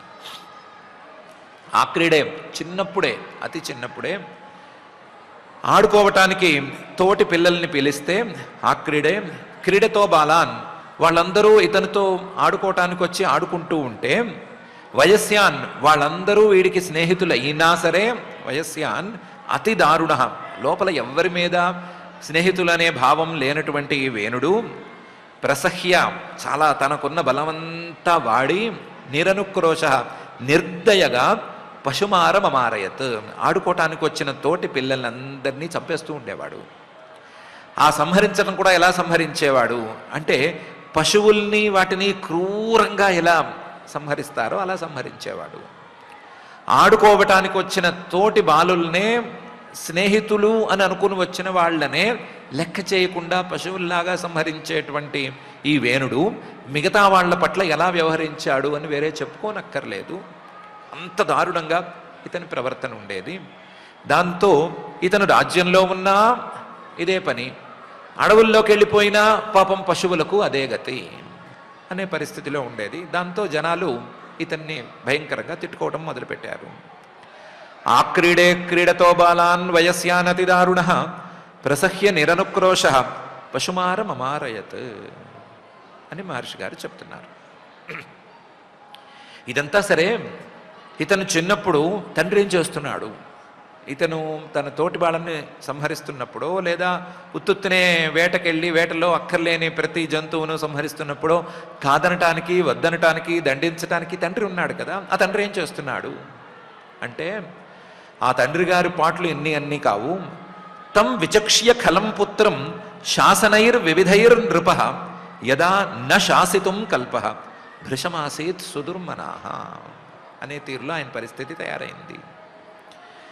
తం విచక్ష్య, పిల్లవాడు లేక పుట్టినవాడు కదా, వీడేం చేస్తున్నాడు, ఎలా పెరుగుతున్నాడు అని చూస్తే కడుపులో దేవేస్తున్నట్లుంది పాపం రాజుగారికి, అంగమహారాజు గారికి. పిల్లవాడు కావాలి పిల్లవాడు కావాలి అని తపనతో యజ్ఞం చేస్తే ఒక యజ్ఞాన్ని సగంలో ఆపి కొత్త యజ్ఞం ప్రారంభించి అబ్బో యజ్ఞపురుషుడే వచ్చేశాడు, నాకు పాయసం ఇచ్చేశాడు, నాకు తిరుగులేదు, ఓ పెద్ద మహారాజు గారు నా తర్వాత నా రాజ్యాన్ని నిలబెట్టేవాడు పుట్టాడు అని సంతోషిస్తే ఈ పిల్లవాడు అతి దుర్జనుడు, కలఃపుత్ర, దుర్మార్గుడైన పుత్రుడు అని తెలిస్తే కడుపులో ఎంత దేవుతుందో అంత దేవేసింది ఆయనకి. కానీ కావాలనుకుని కన్న పిల్లవాడు కదా, ఏదో తనంతట తాను పుట్టిన పిల్లవాడు కాదు, కావాలి కావాలి అనుకుంటే పుట్టినవాడు. కాబట్టి వీడిని ఎలాగైనా బాగు చేద్దాము, పాజిటివ్ థింకింగ్తో ఉందాము అని అనుకుని పాజిటివ్గా చాలా చెప్పి చూశాడు. లేదా కాస్త భయపెడదాము, తస్మాత్ పుత్రంచ శిష్యంచ తర్జయేన్ నతులాలయేత్ అనేదో ఎక్కడో చదివామని కాసేపు మందలించి చూద్దాము లేదా దండించి చూద్దాము అని ప్రయత్నం చేశాడు. ఎన్ని రకాలుగా చెప్పినా సరే, శాసనైర్ వివిధై, ఎన్ని రకాలుగా చెప్పినా సరే అతనేం మాట వినటం లేదు. వివిధై నృప, మొత్తం రాజ్యంలో ఉన్న వాళ్ళందరినీ కూడా కంట్రోల్డ్గా ఉంచాడు. రాజ్యంలో ఉండే మిగతా పిల్లలందరినీ కంట్రోల్లో పెట్టాడు రాజుగారు. కానీ ఆయన పిల్లవాడు మాత్రం మాట వినట్లేదు. ఎన్ని రకాలుగా ప్రయత్నం చేసినా మాట వినటం లేదు. తం విచక్ష్య ఖలం పుత్రం శాసనైర్ వివిధైర్ నృప యదా న శాసితుం కల్ప. ఇక మీద ఇతన్ని బాగు చేయటం అనేది నా వల్ల కాదు అని తేలిపోయింది రాజుగారికి. ఇతన్ని బాగు చేసే సామర్థ్యం నాలో లేదు. నేను మెత్తగా చెబితే వినడు, దండిస్తే పట్టించుకోడు, లేదా 4 దెబ్బలు కొడితే వాడి బలం ముందు దెబ్బలు లెక్కలేవు. వీపు అప్పగించి 4 దెబ్బలు చక్కగా తినేసి తర్వాత హాయిగా ఏ టిఫిన్ చేసినట్లో సంతోషంగా కొత్త పనికి వెళ్ళిపోతున్నాడు. వీడిని కొట్టి లాభం లేదు, తిట్టి లాభం లేదు, మంచి చెప్పి లాభం లేదు, ఏం చేసినా లాభం లేదు. ఇలాంటి వాడి ముందు నా పన్నాగాలేవి పారటం లేదు అని బాధపడ్డాడు. యదా న శాసితుం కల్ప భృశమాసీత్ సుదుర్మనాహ. చాలా చాలా బాధపడ్డాడు. ఎంత బాధపడ్డాడో లెక్కే లేదు. కావాలనుకుని కన్న పుత్రుడు, యజ్ఞప్రసాదంగా వచ్చిన పుత్రుడు చూస్తే ఇలా ఉన్నాడు, ఏం చేయాలి అని తోచక బాధపడ్డాడు. తం విచక్ష్య ఖలం పుత్రం శాసనైర్ వివిధైర్ నృప యదా న శాసితుం కల్ప భృశమాసీత్ సుదుర్మనాహ. ఆలోచించాడు. ఆలోచించి నేను ఎక్కడ తప్పు చేశాను అని చూసుకున్నాడు. ఎక్కడ తప్పు చేశాను అంటే, ప్రాయేణ అభ్యర్చితో దేవ ఏ అప్రజాః గృహమేధినః కదపత్యభృతం దుఃఖం ఏ నవిందంతి దుర్భరం అని ఒక సమాధానం చెప్పుకున్నాడు. నాకు సంతానం లేదు, సంతానం లేనప్పుడు ఏం చేయాలి నేను అంటే, ప్రతి వాళ్ళు నా సంతానమే, నేను రాజుని, రాజ్యంలో ఉండే ప్రతి వాళ్ళు నాకు సంతానమే అనుకుని ముందుకు సాగిపోవాలి. నేను ఒక యజ్ఞం మొదలుపెట్టనేలా ఆ యజ్ఞం సాగట్లేదు, దేవతలు రావట్లేదు అని అనుకుని యజ్ఞం సాగటానికని ప్రత్యేకించి సంతానం కావాలని అనుకోవటం ఎలా? సంతానం అనేది ఎందుకు నాకు ఆ పరమేశ్వరుడు ఇవ్వలేదు అంటే, నాకు కదపత్యభృతం దుఃఖం, నాకు సంతానం కలిగితే ఆ సంతానం నన్ను ఇబ్బంది పెడుతుంది అని ఆయనకు ముందే తెలుసు కాబట్టి ఈ కష్టం వీడికి వద్దు, వీడు సక్రమంగా ధర్మ మార్గంలో ఉన్నాడు, ఇబ్బంది పడకూడదు అనే ఉద్దేశంతో సంతానం ఇవ్వలేదు. కదపత్యభృతం దుఃఖం ఏ నవిందంతి దుర్భరం. సంతానం లేని కష్టం కంటే సంతానం కలిగి వాళ్ళు చెడు మార్గంలో ఉండి అధర్మ మార్గంలో ఉండి తల్లిదండ్రులను కష్టపెడుతూ ఉంటే ఆ కష్టపెడుతున్నటువంటి కాలంలో వచ్చే దుఃఖం ఇంకా భయంకరం, దాన్ని ఎవరూ భరించలేరు. అలాంటి దుర్భరమైనటువంటి దుఃఖం నా అంగుడికి వద్దు అనుకునే పరమేశ్వరుడు నాకు ఇవ్వలేదు. ఈ దుఃఖం కంటే కూడా ప్రాయేణ అభ్యర్చితో దేవ ఏ అప్రజాః గృహమేధినః, ఇతనికి సంతానం లేకపోవటమే మంచిది అని నిర్ణయించుకుని ఆయన అలా చేశాడు. అసలు ఆలోచిస్తే ఏ అప్రజాః గృహమేధినః, ఇలాంటి కుసంతానం లేని వాళ్ళు ఎవరున్నా సరే, చెడు సంతానం లేని వాళ్ళందరూ సరే, వాళ్ళందరూ చాలా పూజలు పునస్కారాలు చేసుకుని ఉంటే ఆ పూజా పునస్కారాలకు ప్రతిఫలంగా సంతానం ద్వారా అందవలసినటువంటి కష్టం వాళ్ళకు అందకుండా పరమేశ్వరుడు ఇలాంటి వ్యవస్థ చేసి పెడుతున్నాడు అని అనిపిస్తోంది.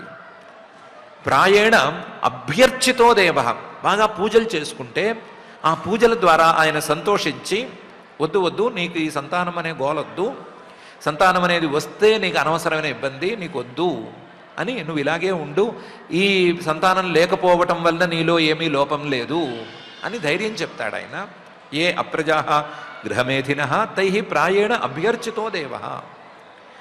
ఎందుకంటే కదపత్యభృతం దుఃఖం ఏ నవిందంతి దుర్భరం. వాళ్ళకి ఆ పరమేశ్వరుడు కుసంతానం ద్వారా వచ్చేటువంటి దుర్భరమైన దుఃఖాన్ని ఇవ్వటం లేదు, దాన్ని రాకుండా ఆయన చూస్తున్నాడు. ఆయన ఈ స్కెచ్లో ఉంటే, సంతానం ద్వారా వీడికి కష్టం కలగకూడదు అనేటువంటి స్కెచ్లో ఆయన ఉంటే, దానికి విరుద్ధంగా పోయి ఎలాగైనా సరే నాకు సంతానం కావాలి అని మంకుపట్టు పడితే ఆయన ఏం చేస్తాడు అంటే, ఆ రాసిపెట్టిన సంతానాన్ని ఇచ్చేస్తాడు. ఇచ్చేస్తే వాళ్ళు పుట్టిన దగ్గర నుంచి ఇలాగే ఏడుస్తూ కూర్చోవలసి వస్తుంది. కాబట్టి ఇది నేనే చేసిన తప్పు, నేను చేసిన తప్పుకే నేనే ఫలితాన్ని అనుభవిస్తున్నాను. ఆ రోజు ఋత్వికులు దేవతలు రాలేదు అంటే పోనీ ఆపేద్దాం, దేవతలు రాకపోతే మనమేం చేస్తాము అని ఆపినా సరిపోయి ఉండేది. వాళ్ళు కామ్యకర్మ చేయమంటే, అయ్యా కామ్యకర్మ నేను చేయను, ఇంతవరకు నేను కామ్యకర్మ చేసింది లేదు అని చెప్పుంటే సరిపోయేది. ఏమీ చేయకుండా ఎలా అంటే అలా వెళ్ళిపోయి ఏదో కోరికతో చేస్తే ఫలితం ఇలాగే ఉంటుంది. ప్రాయేణాభ్యర్చితో దేవ ఏ ప్రజా గృహమేధిన కదపత్యభృతం దుఃఖం ఏ నవిందంతి దుర్భరం అని అనుకున్నాడు ఆయన. అసలు ఇలాంటి సంతానం, అధర్మ మార్గంలో సంచరించే సంతానం, తల్లిదండ్రులను ఇబ్బంది పెట్టేటువంటి సంతానం అక్కర్లేదు, ఎవరికీ అక్కర్లేదు అని అన్నాడు.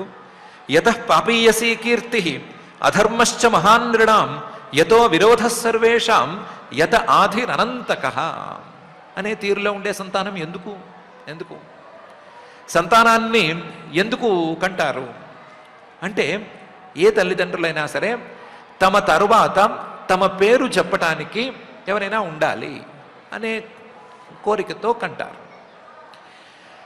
ఈ తల్లిదండ్రులతో పుట్టినటువంటి సంతానమే గనక తల్లిదండ్రులకి చెడు కీర్తి తెచ్చే మాట అయితే, అపకీర్తి తెచ్చే మాట అయితే, అందులోనూ పూర్తి పాపభూయిష్టమైన కీర్తినే తెచ్చే మాట అయితే, ఉదాహరణకు వేణుని తీసుకుంటే, ఆ వేణుడు ఇంత దుర్మార్గంగా ఉన్నాడు కదా, వీళ్ళ నాన్నగారి పేరేంటి అంటే అంగమహారాజు గారు, సునీత అనే తల్లి పేరు చెప్పే మాట అయితే, అంతకు మించిన పాప కీర్తి మరొకటి ఉండదు.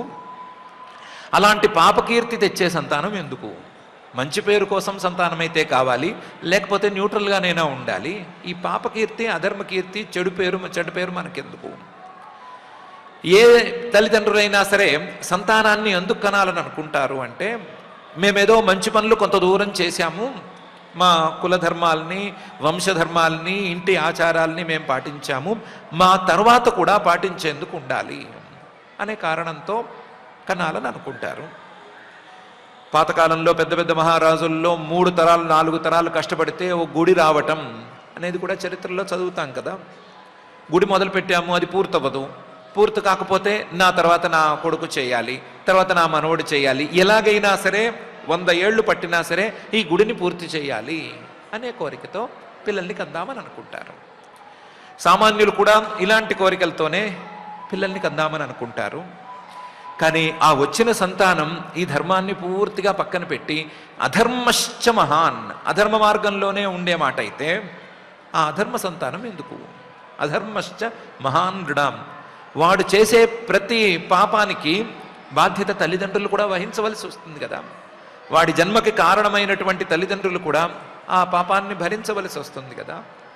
యతః అధర్మశ్చ మహాన్ నృణాం, వాడు గనక ఊరి మీద పడి నానా గొడవలు చేస్తూ ఉంటే, యతో విరోధ సర్వేషాం, అందరూ మూట కట్టుకుని విరోధులుగా మారిపోతే, మొత్తం జన విరోధం అనేది గనక నెత్తిన పడితే, జన విరోధాన్ని తెచ్చిపెట్టేటువంటి ఆ పిల్లవాళ్ళు ఎందుకు? పిల్లలు కలిగితే ఆ పిల్లలకు పెళ్లి చేసే సమయంలో కానీ, లేదా ఆ పిల్లలకి ఫ్రెండ్స్ కానీ ఎవరైనా పెరిగితే, వాళ్ళ బంధువులు అంతా పరిచయస్తులే, అందరూ మనవాళ్లే, అందరూ సహాయం చేసేవాళ్లే అని ఉంటే ఏమైనా ప్రయోజనం ఉంటుంది? ఈ పిల్లవాడు ఇల్లు గడప దాటి బయటికి వెళ్ళిన దగ్గర నుంచి ఏదో గొడవ తీసుకొచ్చి నెత్తినేస్తుంటే, ప్రతిరోజు ఎవడో ఒకడొచ్చి నీ పిల్లవాడు ఇలా చేశాడు అలా చేశాడు అని తిట్టిపోస్తుంటే, విరోధం అనే దానికి కారణమవుతుంటే ఆ సంతానం ఇంకెందుకు? యతో విరోధ సర్వేషాం. ఇవన్నీ కాకుండా సంతానం లేదు అని బాధపడుతూ సంతానం కావాలి అని బాధపడుతూ ఉండగా సంతానం పుట్టిన తర్వాత ఆ పుట్టిన సంతానం ఈ బాధను పోగొట్టేట్టుండాలి. కానీ పుట్టిన సంతానం ఇందాక పడ్డ బాధ కంటే ఎక్కువ బాధను కలిగిస్తే, యత ఆధిరనంతక అంతులేని బాధని కలిగిస్తే, అంతులేని మానస వ్యథని కలిగిస్తే ఆ సంతానం ఇంకెందుకు అని ఆయనే పాపం బాధపడ్డాడు లోపల. యతః పాపీయసీ కీర్తి అధర్మశ్చ మహాన్నృణాం యతో విరోధ సర్వేషాం యత ఆధిరనంతక అని. ఇలాంటి సంతానం అస్సలంటే అస్సలక్కర్లేదు అని అనుకున్నాడు. కస్తం ప్రజాపదేశం వై మోహబంధనమాత్మన పండితో బహుమన్యేత యదర్థా క్లేశదా గృహా అనుకున్నాడు.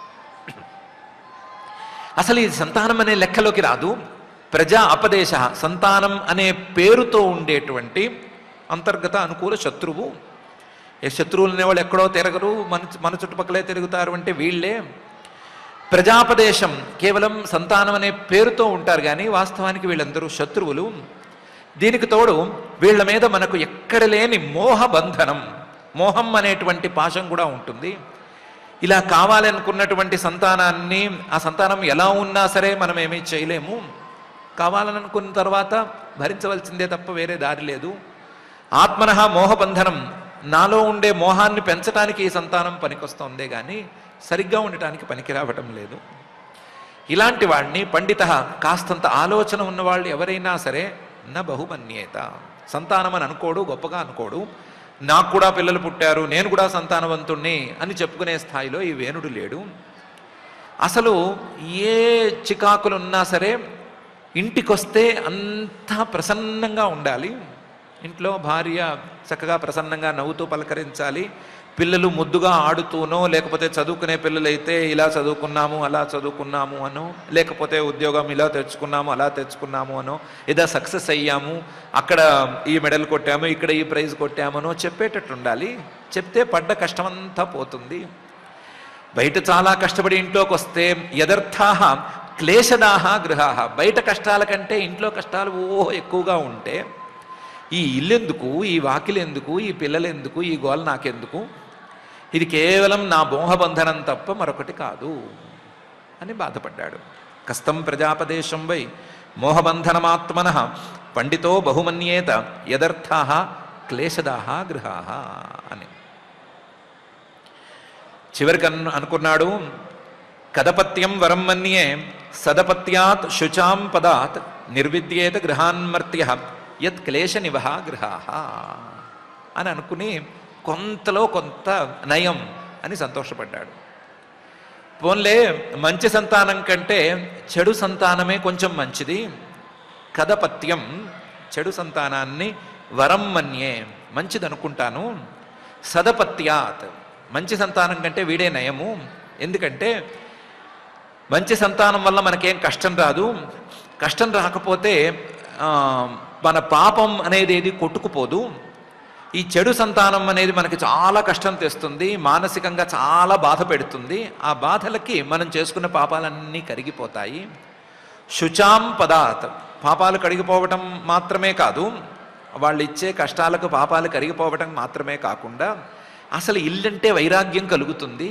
నిర్విద్యేత గృహాన్మర్త్య, ఇల్లు అంటే కాస్త వైరాగ్యం కలుగుతుంది. అన్నీ సవ్యంగా ఉంటే ఇంటి మీదే వ్యామోహం పెరిగిపోతూ ఉంటుంది.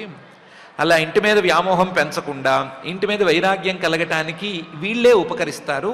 మంచి పిల్లలు దానికి పెద్దగా ఉపకరించరు. కాబట్టి వీడే నయమేమో.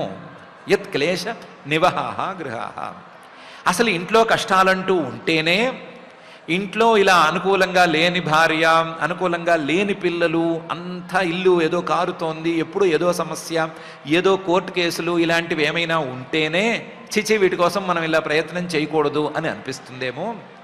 కాబట్టి అలా అనిపించటానికి దీనికి వీలుగా మనం పాజిటివ్గా ఏమైనా తీసుకోవచ్చేమో అని కూడా ఆలోచించడం ప్రారంభించాడు. కదపత్యం వరం మన్యే సదపత్యాత్ శుచాం పదాత్ నిర్విద్యేత గృహాన్మర్త్య యత్ క్లేశ నివహ గృహా అని. అన్నీ ఈయనలో ఉండే ఆలోచనలే. ఇది మంచిదా కాదా, నేను తప్పు చేశానా వాడు తప్పు చేశాడా అనేటువంటి ఆలోచనలే కానీ వచ్చిన పిల్లవాడి మీద ఉన్న పిల్లవాడి మీద సివియర్ యాక్షన్ తీసుకోలేని పరిస్థితిలో ఈయన ఉన్నాడు. ఎందుకు యాక్షన్ తీసుకోలేడు అంటే కావాలని తానే కన్న పిల్లవాడు. శాస్త్రన్యాయం ప్రకారం అసలు లాజిక్ ప్రకారం కూడా విషవృక్షోపి సంవర్ధ్య స్వయం ఛేత్తుం అసాంప్రతం అని ఉంది. అది విషవృక్షం అని తెలిసి నాటినా తెలియకుండా నాటినా సరే ఒక విషవృక్షాన్ని గనక నీళ్లు పోసి బాగా పెంచి పెద్ద చేసేస్తే ఆ పెద్ద చేసినటువంటి చేతులతోనే ఆ విషవృక్షాన్ని నరికేయటం అనేది సవ్యమైన పద్ధతి ఏమీ కాదు. లాజికల్గా అదేమీ గొప్పది కాదు. ముందే ఆలోచించుకోవాలి. నేను ఒక విత్తనం వేస్తున్నాను అంటే ఇది విషవృక్షం అవుతుందా మంచి వృక్షం అవుతుందా అని ముందే ఆలోచించుకోవాలి. 100% ఇది విషవృక్షం కాదు, ఇది మంచి వృక్షమే అవుతుంది అని నిర్ణయం ఉంటేనే దిగాలి. అందులో ఛాన్స్ తీసుకుందాము అని అనుకోకూడదు. ఒకసారి ఛాన్స్ తీసుకుందామని అనుకుని విత్తనం వేసేసి వృక్షం పెరిగిన తర్వాత ఇది విషవృక్షము, ఇంతకాలం దీన్ని పెంచింది తప్పు అని ఒక ఫైన్ డే మార్నింగ్ దాన్ని కట్ చేద్దామని అనుకోకూడదు. అదే అసలు ఆలోచన చేసే తీరే కాదు. కాబట్టి ఇప్పుడు సివియర్ యాక్షన్ తీసుకునేందుకు వీలు లేదు. వీడిని నేనే కావాలని కొనుక్కున్నాను, నేనే కావాలని నా పుణ్యఫలంతో కొనుక్కున్న వాడిని ఇంట్లో పెట్టుకుని ఏదో ఒకటి చేయవలసిందే కానీ వాడిని ఏమీ చేసే పరిస్థితి లేదు.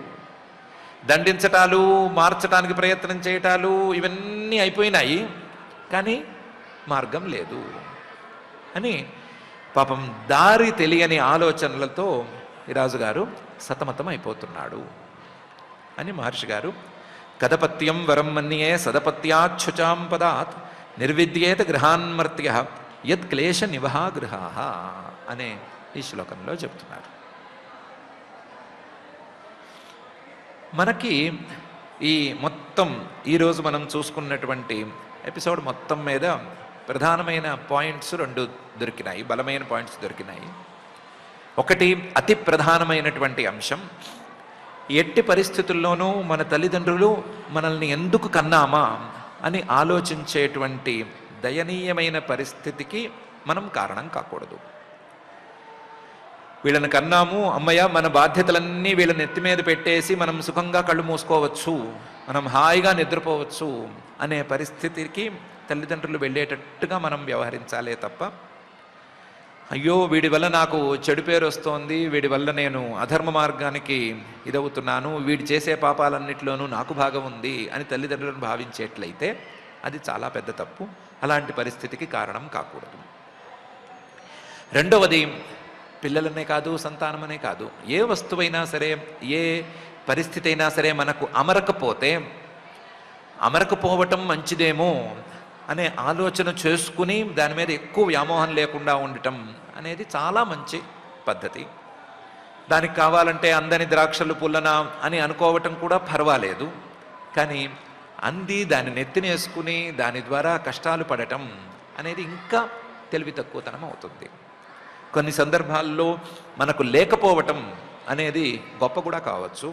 మనకు లేకపోవటం అనేది మనల్ని సుఖవంతులుగా మార్చడానికి పరమేశ్వరుడు పన్నినటువంటి ఒక ఉపాయం కూడా కావచ్చు. కాబట్టి లేని దాని పట్ల అధిక ఆసక్తి అనేది మనకు కూడదు. లేని దాని పట్ల అధిక ఆసక్తి కూడదు. మన తల్లిదండ్రులు మన పట్ల విచారించవలసినటువంటి పరిస్థితి కూడా కూడదు. ఈ 2 ఈ వృత్తాంతం ద్వారా మనం అందుకోవలసినటువంటి అంశాలు. వీటిని మనం జాగ్రత్తగా అందుకుని మన తల్లిదండ్రులు గర్వించదగిన స్థాయిలో మనం ఉందాము అని అనుకుందాము. అలాగే మనకు లేని విషయాల పట్ల మనం అధికాసక్తిని కలగకుండా ఉందాము అని అనుకుందాము. మనకి ఈ 2 దోషాలు లేకుండా చేయమని సకల దోషరహితుడైనటువంటి ఆ భూత భౌతిక ప్రపంచ నిర్మాత అఘట్య ఘటనాపటు మాయాధిష్ఠాత అయిన శ్రీనివాస పరమాత్మని భక్తిగా వేడుకుందాము. పారాయణ కార్యక్రమాన్ని ప్రారంభించుకుందాం.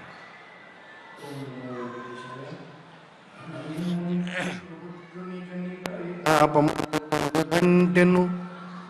ధరలో ననపత్యుండగుడొప్పును వనజాక్షు భజించునట్టి వాడగువాడున్ అంటూ కుపుత్రం వల్ల అంగరాజు పడినటువంటి ఆ మథనని, అందులో కూడా ఏ రకంగా మనం సకారాత్మక దృక్పథాన్ని అలవర్చుకోవాలి అన్నటువంటి అంశాన్ని ఆచార్యముఖంగా శ్రీమద్ భాగవత అమృత రసాస్వాదంలో భాగంగా ఆ దేవదేవుని దివ్య అనుగ్రహ విశేషంతో మనం ఇంతవరకు ఈ అధ్యయన కార్యక్రమంలో ఆలకించాం. ఇప్పుడు అదంతా కూడా స్మరించుకుంటూ శ్రద్ధగా శ్రీమద్ భాగవతంలో చతుర్థ స్కందంలో త్రయోదశాధ్యాయంలో 25వ శ్లోకం దగ్గర నుంచి పారాయణ చేసుకుందాం. అథ శ్రీమద్భాగవతే పారమహంస్యాం సంహితాయాం చతుర్థ స్కందే త్రయోదశాధ్యాయే శ్లోకాః మైత్రేయ ఉవాచ అంగోశ్వమేధం రాజర్షిః ఆజహార మహాక్రతుం నాజగ్ముర్దేవతాస్తస్మిన్ ఆహూతా బ్రహ్మవాదిభిః తమూచుర్విస్మితాస్తత్ర యజమానమథ ద్విజః హవీంషి హూయమానాని నతే గృహంతి దేవతాః రాజన్ హవీంస్యదుష్టాని శ్రద్ధయా సాదితాని తే ఛందాంస్యయాతయామాని యోజితాని ధృతవ్రతైః న విదామేహ దేవానాం హేళనం వయమన్వపి యన్న గృహంతి భాగాన్ స్వాన్ ఏ దేవాః కర్మ సాక్షిణః మైత్రేయ ఉవాచ అంగో ద్విజవచ శ్రుత్వా యజమానః సుదుర్మనాః తత్ప్రష్టుం వ్యసృజద్వాచం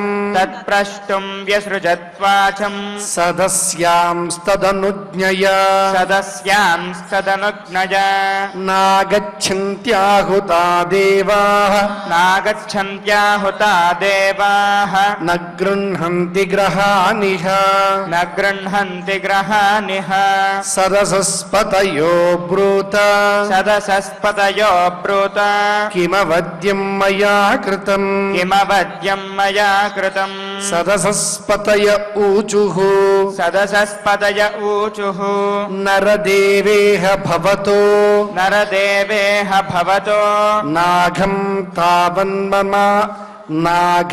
తావన్మనాక్ స్థితం అస్త్యేకం ప్రాక్తనమఘం యది హేదృక్త్వమప్రజః తథా సాధయ భద్రంతే ఆత్మానం సుప్రజం నృప ఇష్టస్తే పుత్రకామస్య పుత్రం దాస్యతి యజ్ఞభుక్ తథా స్వభాగధేయాని గ్రహీష్యంతి దివౌకసః యజ్ఞపురుషः సాక్షాత్ అపత్యాయ హరిర్వృతః తాంస్తాన్ కామాన్ హరిర్దద్యాత్ యాన్ యాన్ కామయతే జనః ఆరాధితో యథైవైష తథా పుంసాం ఫలోదయః తథా పుంసాం ఫలోదయః ఇతి వ్యవస్థా విప్రాః ఇతి వ్యవసితా విప్రాః తస్య రాజ్ఞః ప్రజాతయే తస్య రాజ్ఞః ప్రజాతయే పురోడాశం నిరవపన్ పురోడాశన్నిరవపన్ శిపివిష్టాయ విష్ణవే శిపివిష్టాయ విష్ణవే తస్మాత్ పురుష ఉత్తస్థో తస్మాత్ పురుషభుక్తస్థౌ హేమమాల్యమలాంబరః హేమమాల్యమలాంబరః హిరణ్మయేన పాత్రేణ హిరణ్మయేన పాత్రేణ సిద్ధమాదాయ పాయసం సిద్ధమాదాయ పాయసం స విప్రానుమతో రాజా సవిప్రానుమతో రాజా గృహీత్వాంజలినోదనం గృహీత్వాంజలినౌదనం అవఘ్రాయముదాయుక్తః అవఘ్రాయముదాయుక్తః ప్రాదాత్ పత్న్యా ఉదారధీః ప్రాదాత్ పత్న్యా ఉదారధీః సా తత్పుంసవనం రాజ్ఞీ సా తత్పుంసవనం రాజ్ఞీ ప్రాశ్య వైపత్యురాదధే పాశ్య వైపత్యురాదధే గర్భం కాల ఉపావృత్తే గర్భం కాలవుపావృత్తే కుమారం సుషువే ప్రజా కుమారం సుషువే ప్రజా సబాల ఏవ పురుషో సానయేవ పురుషో మాతామహమనువ్రతః మాతామహమనువ్రతః అధర్మాంశోద్భవం మృత్యుం అధం మంశోద్భవం మృత్యుం తేనా భవదధార్మికః తేనా భవదధార్మికః సశరాసనముద్యమ్య సశరాసనముద్యమ్య మృగయుర్వనగోచరః మృగయుర్వనగోచరః హంత్యసాధర్మృగాన్ దీనాన్ హంత్యసాధుర్మృగాన్ దీనాన్ వేనో సావిత్యరౌజ్జనః వీనో సాత్విత్యరౌజ్జనః ఆక్రీడే క్రీడతో బాలాన్ ఆక్రీడే క్రీడతో బాలాన్ వయస్యానతి దారుణః వయస్యానతి దారుణః ప్రసహ్య నిరనుక్రోశః ప్రసహ్య నిరనుక్రోశః పశుమారమమారయత్ పశుమారమమారయత్ తం విచక్ష్య ఖలం పుత్రం తం విచక్ష్య ఖలం పుత్రం శాసనైర్వివిధైర్నృపః శాసనైర్వివిధైర్నృపః యదా న శాసితుం కల్పో యదా న శాసితుం కల్పో భృశమాసీత్ సుదుర్మనాః భృశమాసీత్ సుదుర్మనాః ప్రాయేణాభ్యర్చితో దేవో ప్రాయేణాభ్యర్చితో దేవో ఏ ప్రజాగృహమేధినః ఏ ప్రజాగృహమేధినః కదపత్యభృతం దుఃఖం కదపత్యభృతం దుఃఖం ఏన విందంతి దుర్భరం ఏన విందంతి దుర్భరం యతః పాపీయసీ కీర్తిః యతః పాపీయసీ కీర్తిః అధర్మశ్చ మహాన్ నృణాం అధర్మశ్చ మహాన్ నృణాం యతో విరోధः సర్వేషాం యతో విరోధः సర్వేషాం యత ఆధిరనంతకః యత ఆధిరనంతకః కస్తం ప్రజాపదేశం వై కష్టం ప్రజాపదేశం వై మోహబంధనమాత్మనః మోహబంధనమాత్మనః పండితో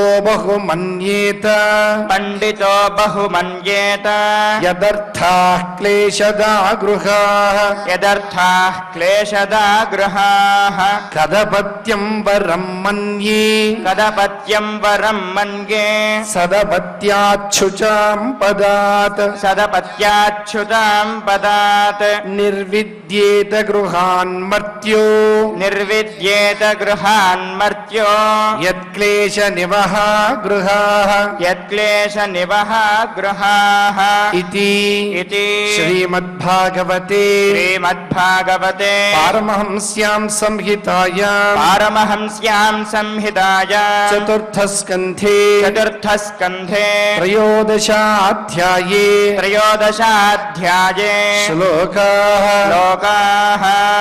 పారాయణ కార్యక్రమాన్ని భక్తి ప్రపత్తులతో పరిపూర్ణం చేసుకున్నాం. ఇప్పుడు అందరూ కూడా క్షమాప్రార్థన దగ్గర నుంచి మంగళాంత శ్లోకం వరకు పఠించి మంగళాంతంగా నేటి ఈ అధ్యయన కార్యక్రమానికి పరిసమాప్తిని పలుకుదాం. అథ క్షమా ప్రార్థనా యదక్షరపదభ్రష్టం మాత్రాహీనం చ యద్భవేత్ తత్సర్వం క్షమ్యతాం దేవ నారాయణ నమోస్తుతే. అథ భగవత్సమర్పణం కాయేన వాచా మనసేంద్రియైర్వా బుద్ధ్యాత్మనా వా ప్రకృతే స్వభావాత్ కరోమి యద్యత్ సకలం పరస్మై నారాయణాయేతి సమర్పయామి. అథ లోకక్షేమ ప్రార్థనా సర్వే భవంతు సుఖినః సర్వే సంతు నిరామయాః సర్వే భద్రాణి పశ్యంతు మా కశ్చిద్ దుఃఖభాగ్ భవేత్. అథ మంగళం శ్రియః కాంతాయ కళ్యాణ నిధయే నిధయేర్థినాం శ్రీవేంకటనివాసాయ శ్రీనివాసాయ మంగళం.